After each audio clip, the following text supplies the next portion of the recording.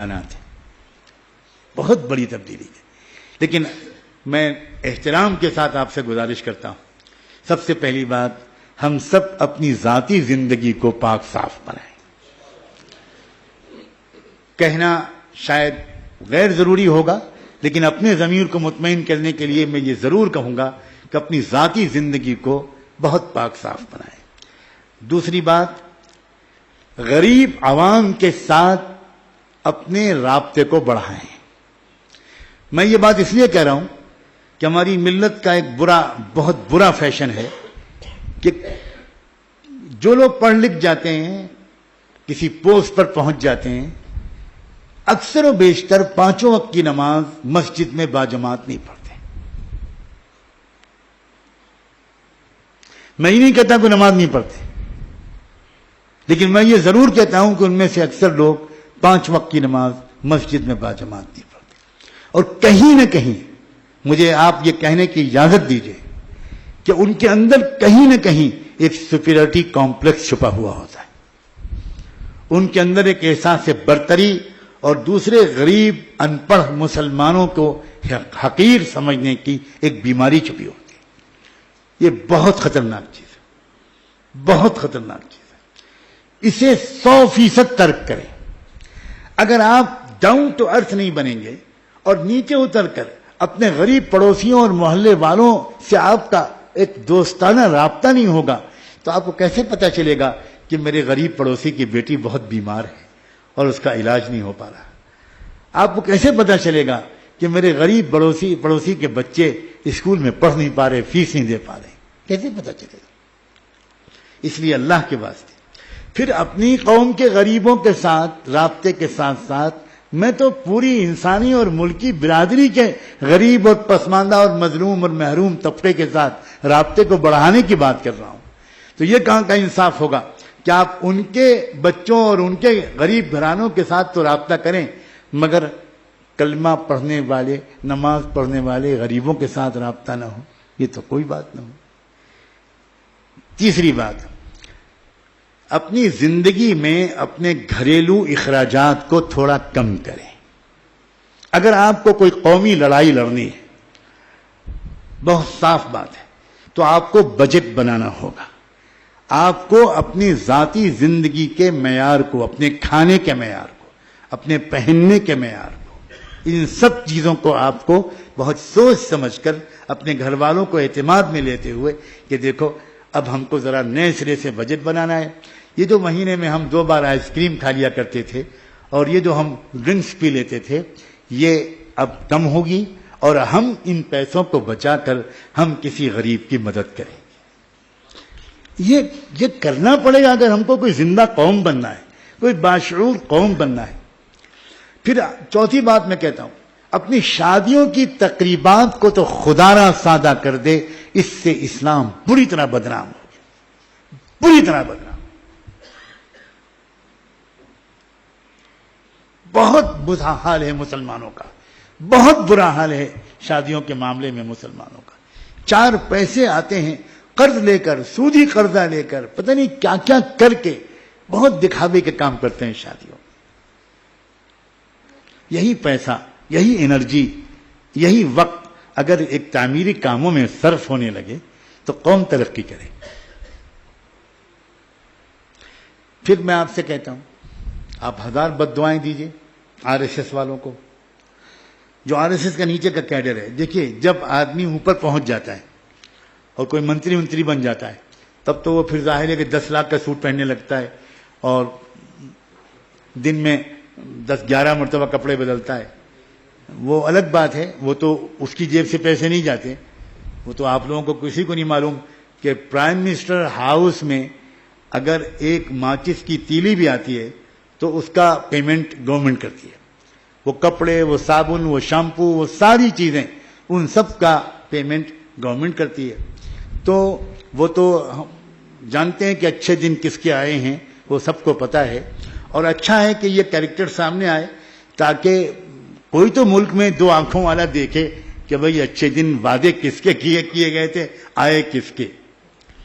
لیکن جو RSS کا کیڈر ہے، جو پورے ملک میں جس نے 100 سال کی محنت کر کے اپنی افکار و خیالات کو ہر کچے پکے گھر میں پہنچایا ہے، وہ بہت محنتی ہے اور بہت سادگی اس کی زندگی میں، اتنی سادگی ہے کہ آپ ایک دن بھی ان کے ہاں قیام نہیں کر پائیں گے، اتنی سادگی ہے۔ اور اسی طرح جو دوسری تحریکیں اس ملک میں چل رہی ہیں ان کا بھی یہی حال ہے۔ سب سے زیادہ عیاشی بہت معاف کریں گے مسلمانوں میں، بہت ہی دکھ ہوتا ہے اس کو دیکھ، بہت دکھ ہوتا ہے، اتنی فضول خرچی، اتنی عیاشی کہ اگر انہی ریسورسز کو اگر پول کر کے اگر ہم مختلف قومی پروجیکٹس میں لگائیں تو کہاں سے کہاں بات پہنچ جائے۔ اچھا، اس کی آپ انتظار کریں کہ پورے اورنگ آباد شہر کے مسلمان پہلے اپنی لائف سٹائل بدل لیں تو میں بھی کر لوں گا، تو انشاءاللہ یہ ملک الموت کے آنے تک نہیں ہوگا۔ ہر شخص اپنی زندگی کی شروعات کر دے، کسی کا بھی انتظار کیے بغیر، کسی کا بھی انتظار کیے بغیر۔ 1 سے 2، 2 سے 4، 4 سے 6، دیے سے دیا جلتا ہے، آہستہ آہستہ قومی مزاج بنے گا۔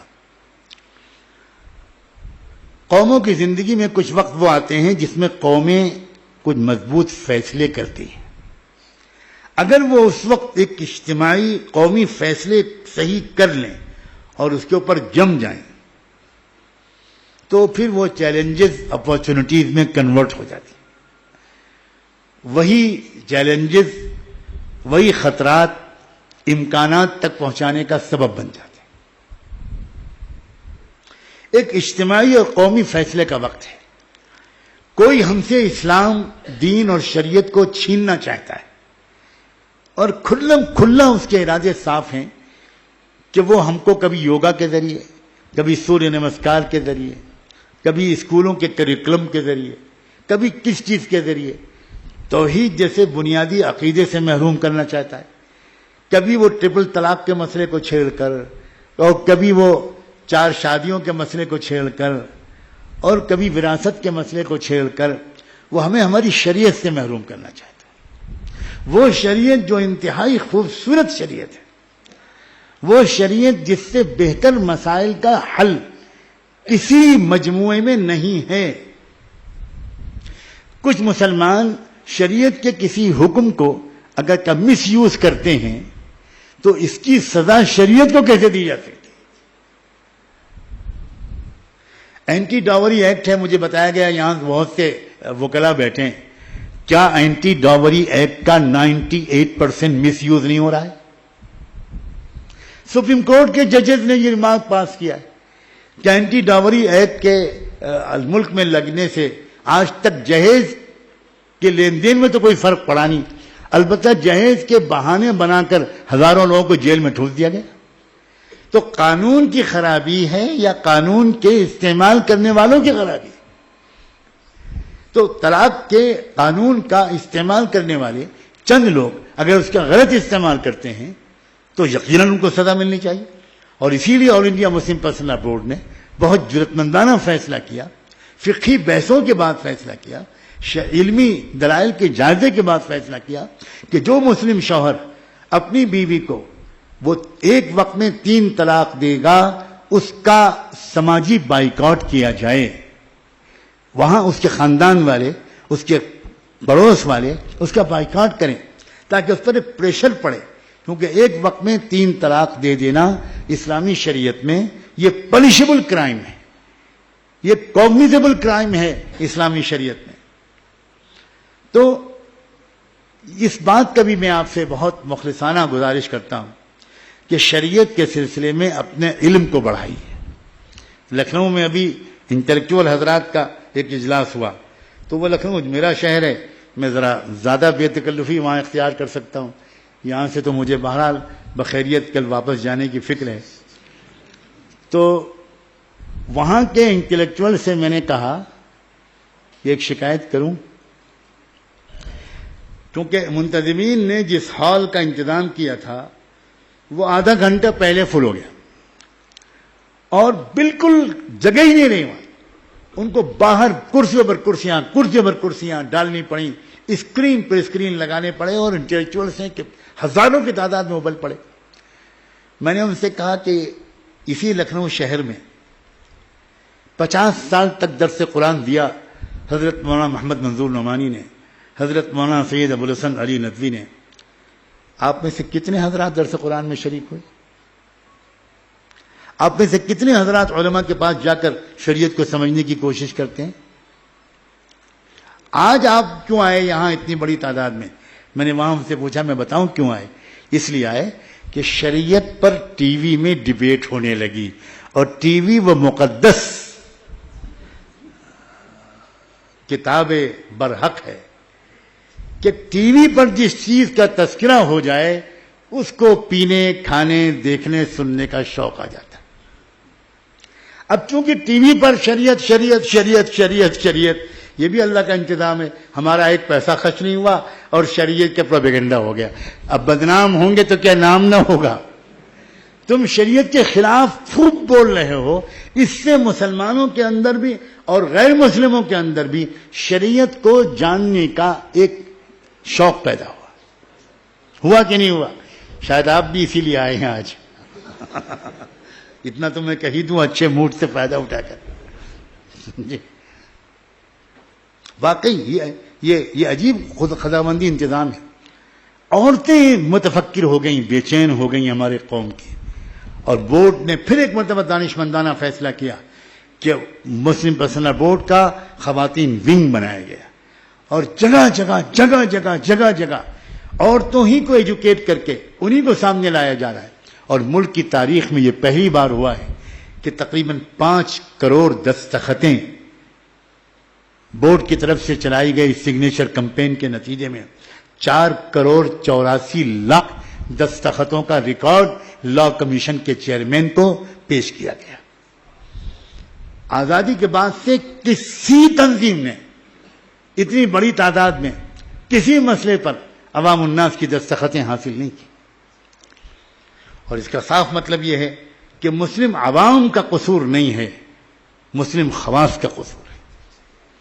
عوام تیار رہتے ہیں، اس لیے اس وقت ایک گزارش آپ سے یہ کہ آپ اپنی خواتین کو اور آپ خود بھی مستند ذرائع سے شریعت کا علم حاصل کریں، اوتھینٹک ریسورسز سے، اللہ کے واسطے اس کے لیے وقت فارغ کریں، پوچھیں کہ ہم کس ذریعے سے ہم علم حاصل کریں۔ میں اوتھینٹک ریسورسز اس لیے کہہ رہا ہوں کہ سینکڑوں اسلامک ناموں کی سائٹس چل رہی ہیں نیٹ پر جو یہودیوں کی ہیں، قادیانیوں کی ہیں، یا کسی دوسرے گمراہ فرقے کی ہیں، اور بیچارہ ہمارا ینگ مسلم لڑکا یا لڑکی وہ اسلامی نام دیکھ کر ان ویب سائٹس کو وزٹ کرتا ہے، انہی کے لیکچرز کو اٹینڈ کرتا ہے، اور اسے خبر بھی نہیں ہوتی کہ وہ بہت خطرناک گمراہ کن عقائد میں مبتلا ہوتا چلا جاتا ہے۔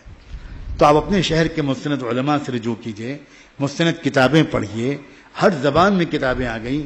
پرسنل بورڈ نے کافی لٹریچر انگریزی زبان میں شائع کر دیا، ہندی زبان میں شائع کر دیا، اب ریجنل زبانوں میں وہ شائع ہو رہے ہیں۔ بورڈ نے ابھی حال میں ایک سوشل میڈیا ڈیسک کا افتتاح کیا ہے، جس میں مسلسل بورڈ کی طرف سے سوشل میڈیا پر، یوٹیوب پر، فیس بک پر، ٹویٹر پر، واٹس ایپ پر برابر علماء کے میسیجز، شارٹ میسیجز آتے رہیں گے مختلف ٹاپکس پر۔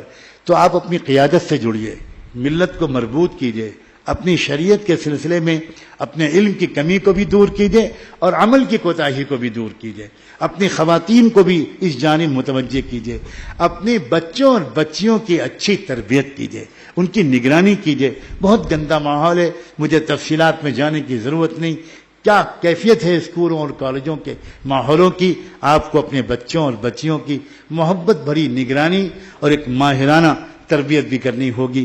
بس میں ان کلمات پر اکتفا کرتا ہوں۔ میں امید کرتا ہوں کہ میری گفتگو سے آپ کے دلوں میں امیدوں کا چراغ روشن ہوا ہوگا۔